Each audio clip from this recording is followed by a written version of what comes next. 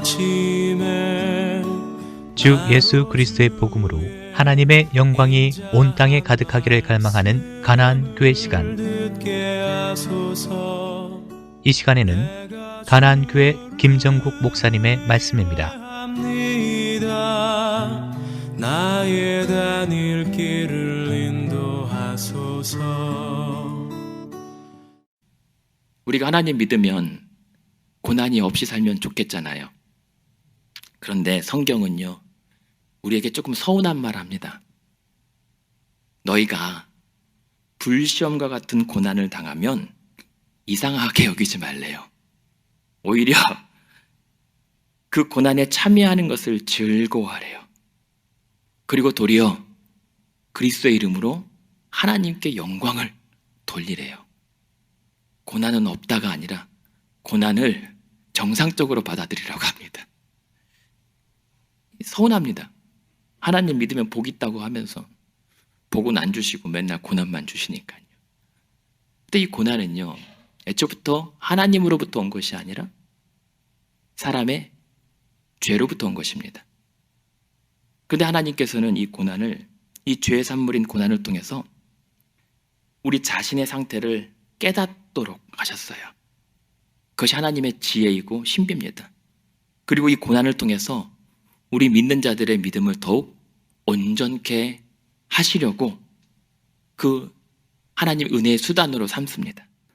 우리가 고난 중에서 믿음이 온전하게 된다는 것은 내가 끄떡 없어지는 게 아니에요. 우리가 믿음이 고난 중에서 온전해진다는 것은 내 믿는 자로서 성도의 정체성이 더 굳건해지는 겁니다. 내가 누구인가? 그래서 고난의 역설이라고 하는 것은 그 고난 중에서 내가 과연 참된 하나님의 백성인지 아닌지를 명확하게 구분할 수 있는 시금석이라고도 말합니다. 배부를 때, 즐거울 때, 행복할 때 예배 드리고 찬양하는 거 누가 못합니까? 그럴 수 없는 지경이라도 내가 과연 하나님을 찾을 수 있는가? 그것이 진짜 하나님의 자녀라는 것이죠.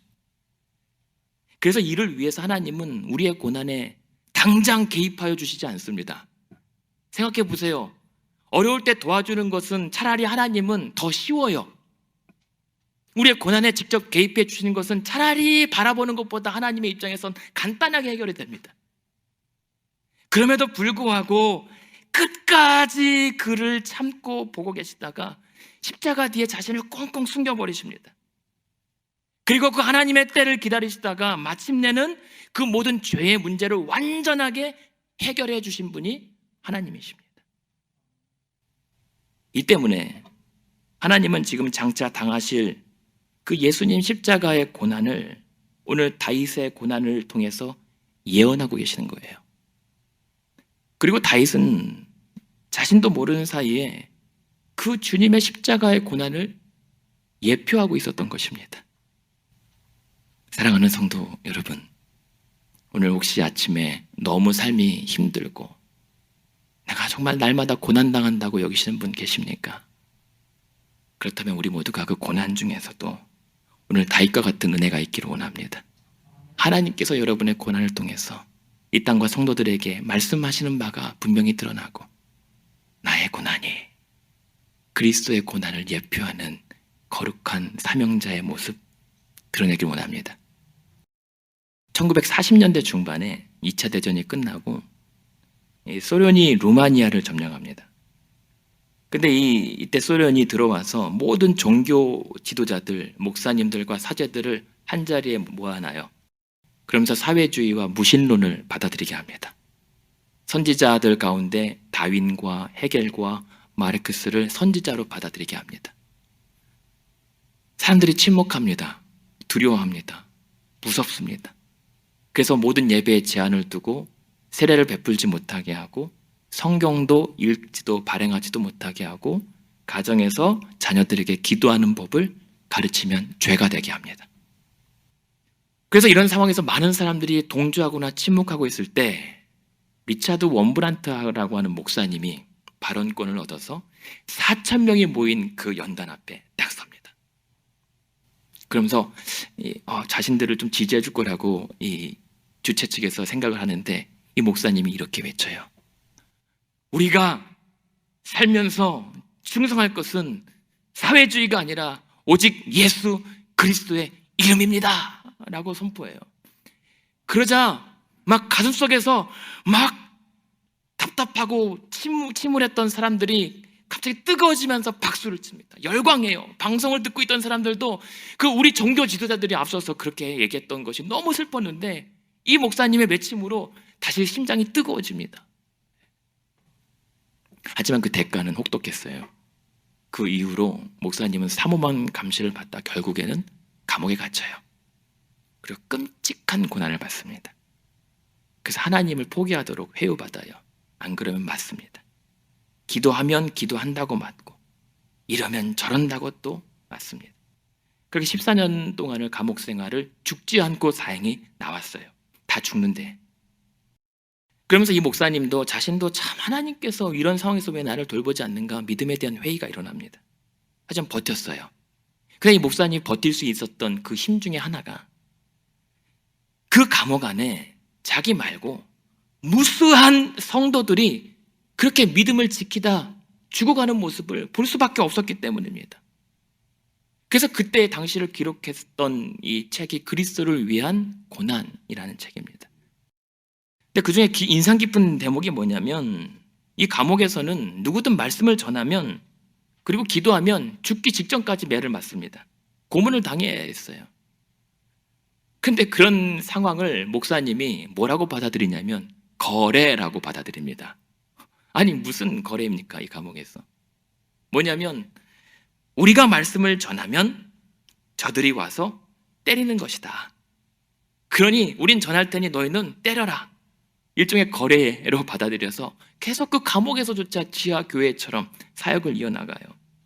그래서 어떤 형제는요 다른 죄수들에게 말씀을 전하다가 갑자기 간수가 들이닥쳐서 그 사람 끌고 나갑니다. 그래서 자신들이 매를 맞는 방이라고 하는 게 있어요. 비딩룸이라고 하는데 그래서 거기 죽기 전까지 피투성이가 될 때까지 때리다가 다시 감옥 바닥에 쳐넣습니다. 근데 이 피투성이가 된 이 형제가 성도가 그렇게 이 신음하는 몸을 겨우 추스리고 겨우 자리에 앉아서 옷을 다르게 고쳐 입습니다. 하면서 그러면서 처음 하는 말이 뭐냐면 그래서 형제님들 제가 좀 전에 어디까지 얘기하다 말았죠? 하면서 말씀을 이어가는 거예요. 기도를 독방에서 합니다. 그러면 계속 감시를 해요. 그럼 기도하면 또 때리고 또 데리고 와서 또 때리고 근데 어느 날 간수가 지겨워요. 때리는 것도 지겨워요. 그래서 화가 나서 넌 대체 왜 계속 기도하느냐고 막 짜증을 냅니다. 그랬더니 이 목사님이 당신을 위해서 기도하고 있었습니다. 그러니까 이 간수가 흔들려요.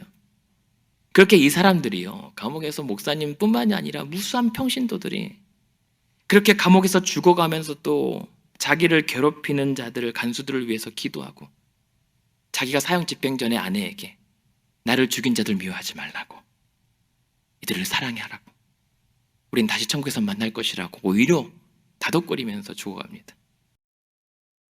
근데 그런 상황에서 정말 놀라운 일은 뭐냐면 이 간수들이 훗날 저렇게 죽어가면서까지 자신들을 향했던 그 사랑과 그 기도 때문에 이미 안에서 뭔가 변화가 있었던 거예요. 역사하고 있었던 거예요. 훗날 이들이 주님을 영접해서 기독교인이 됩니다. 그런데 아이러니한 것은 이들이 기독교인들이 되면 어떻게 되죠? 감옥에 들어가잖아요. 자신들이 괴롭혔던 그 죄수들이 있는 감옥으로 자신들이 들어오게 됩니다. 그러면서 그 간수들이 돌아와서 옛날 그 친구 고문했을 때 그 이야기, 스토리들을 목사님에게 들려주는 거예요. 그랬다. 그러니까 이들의 고백대로 정말 기적 같은 일들이 너무 자연스러운 일이 되어버렸습니다. 어디서요? 고난 중에서, 감옥에서 말입니다. 그 가운데 이런 장면이 있어요. 일주일에 이들에게 빵이 한 번 나오는데 부족하죠. 근데 이 성도들이 이 빵에서 11조를 떼기로 합니다. 그래서 매 10번째 주마다 빵 한 조각을 그냥 통째로 약한 사람들 혹은 더 필요한 사람에게 나눠줍니다. 그리고 자신들은 그 빵과 스프가 아주 더러운 스프를 받거든요. 그 빵과 더러운 스프로 성찬식을 가집니다. 그러면서 하나님을 찬송하는데 부를 수는 없잖아요. 그래서 콧소리로 하면서 악기가 없으니까 자신들을 묶고 있는 이 새수랑 있잖아요. 이것을 찰컥 찰컥 찰컥 찰컥 치면서 하나님을 찬송합니다.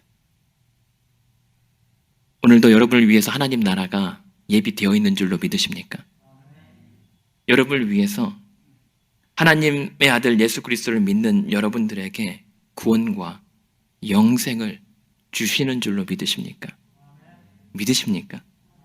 그렇다면 주와 함께 영광을 받기 위해서 그와 함께 고난 받을 수 있는 여러분 되시기를 주님의 이름으로 축복합니다. 말씀에서처럼 그래서 오늘 우리는요, 그리스도의 남은 고난을 그의 몸된 교회를 위하여 내 육체에 채워 사는 자들입니다. 근데 그리스도의 남은 고난이 뭐죠? 교회를 세워나가는 거예요. 여러분, 교회는 그러나 번듯한 예배당 마련하고 점잖게 앉아서 배불리 노래하는 것 아닙니다. 교회는요, 고난 앞에서 쓰러져가는 성도들을 일으켜주고요, 고난 앞에서 그 믿음 흔들리는 자들을 끝까지 부축하면서 가는 곳입니다. 그리고 교회는 강요가 아니라 사랑으로 복음을 한 번도 듣지 못한 자들에게 복음을 들려주는 곳입니다. 그리고 잠자고 있는 성도들의 영혼을 흔들어 깨워서 함께 예배하고 함께 찬양하면서 주님 앞에 끝까지 나아가는 것이 교회입니다. 그것이 우리가 세워나가는 교회입니다. 그래서 이 땅에 교회가 필요한 것입니다. 우리 신앙은 나를 위한 고생이 아니라 주를 위한 고난입니다. 쑤시는 고통만이 아니라 끔찍한 고문 앞에서도 하나님을 찬양하는 것입니다. 그게 저와 여러분의 결론이길 원합니다. 탄식으로 시작했지만, 고난으로 시작했지만 하나님을 예배함으로 여러분의 삶이 결론 맺길 원해요. 따라서 이들 성도들이 기름 부은 받은 다윗을 살려서 이스라엘 백성들을 살려주셨던 하나님을 찬양했던 것처럼 저와 여러분도 오늘 메시아 되신 하나님의 아들 예수 그리스도를 살려주셔서 우리를 구하여 주신 하나님을 찬송하게 되길 바랍니다. 이번 주간도 그렇게 하나님이 없다고 말하는 이 땅의 고난 중에도 항상 하나님 기뻐하며 찬송하는 복 있는 성도와 교회 되기를 주님의 이름으로 축원드립니다.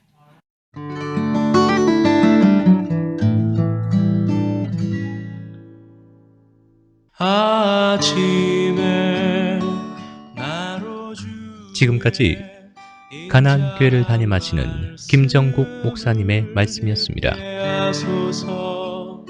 가나안 교회는 1255 밀워키 애비뉴 글렌비에 위치해 있으며 신앙 상담이나 교회 관한 자세한 문의는 전화 224-735-2346 735-2346번으로 연락 주시기 바랍니다. 인자한 말씀